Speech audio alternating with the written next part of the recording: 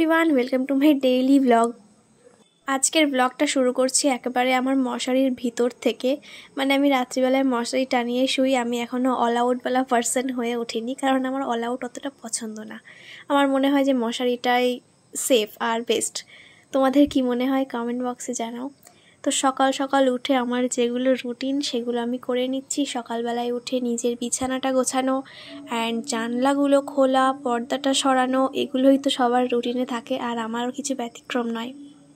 আগে জানো তো আমি একদমই মশারি ভাঁজ করতে পারতাম না, বাট এখন এমন অভ্যেস হয়ে গেছে যে আমি রেগুলারই মশারি ভাঁজ করি।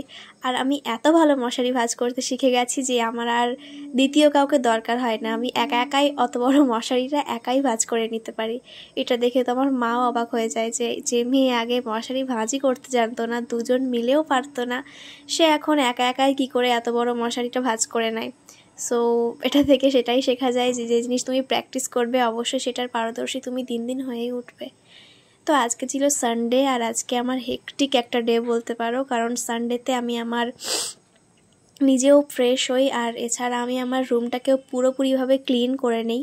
বেডশিট চেঞ্জ করার থেকে বলো বা বেড কভার কাচাকুচি সব কিছু আমি এই দিনটাতেই করি। তো আগের একটা মিনি ব্লগে আমি তোমাদের সঙ্গে এই কোকোনাট অয়েলটা যেভাবে তৈরি করেছিলাম সেটা দেখিয়েছিলাম। যারা যারা এখনও দেখোনি তাড়াতাড়ি গিয়ে দেখে নিতে পারো, এটা ভীষণই ভালো আর আমি এটাই ইউজ করি। আর আমার হেয়ার ফল এটাতে অনেকটা কমেছে, ট্রাস্ট মি।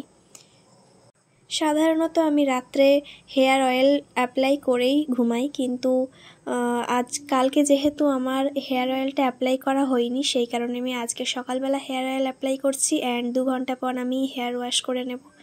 সকালে উঠে আমার অনেকটা জল খাওয়ার অভ্যাস, তো আমি প্রত্যেক দিনের মতন জল খেয়ে নিলাম। আর যেমনটা বললাম যে আজকের দিনে আমি মানে রবিবার করে আমি সমস্ত বালিশ কাঁথা এগুলো রৌদ্রেও দিই।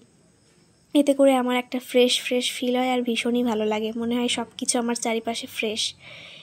এখন আমি ফুল গাছগুলো, আমার ভীষণ শখের ফুল গাছগুলোকে টেক কেয়ার করতে শুরু করে দিয়েছি।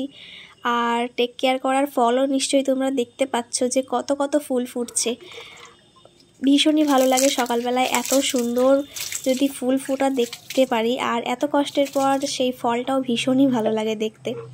তো এই ফুলগুলো দিয়েই আমি পুজো দিই, আর আমার এক্সট্রা অন্য কোনো ফুলের দরকার হয় না।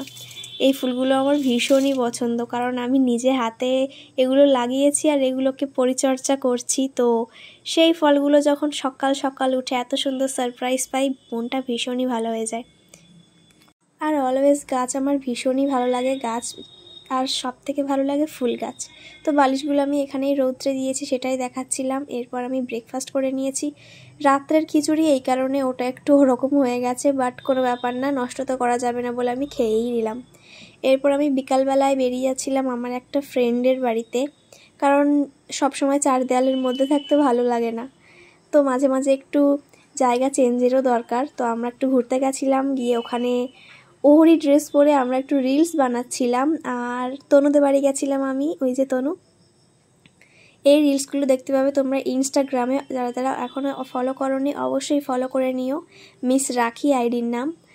আর এখানে আমরা প্রায় বাড়ি যাওয়ার মতন সময় হয়ে গেছে আমাদের। তো আমাদের রিলস বানানো, ফটো সেশন সব কমপ্লিট হয়ে গেছে।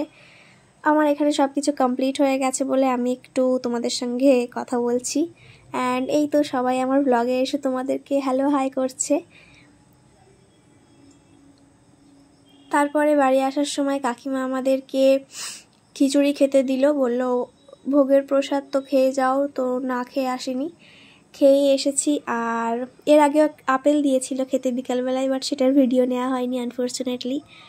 তো আজকের ভিডিওটা এতটাই থাকছে, আশা করছি ভিডিওটা তোমাদের ভালো লেগেছে। আর এই যে ঋতু যে ওই যে হাট করে উঠলো না, আমি ওকে বলছি তো সবাইকে দেখিয়ে দেবো যে তুই কেমন খ্যাট করিস। ও বলছে হ্যাঁ দেখা। আর ভোগের খিচুড়ি আমার অলওয়েজ ফেভারিট। তো আজকের ভিডিওটা এই পর্যন্তই, টাটা।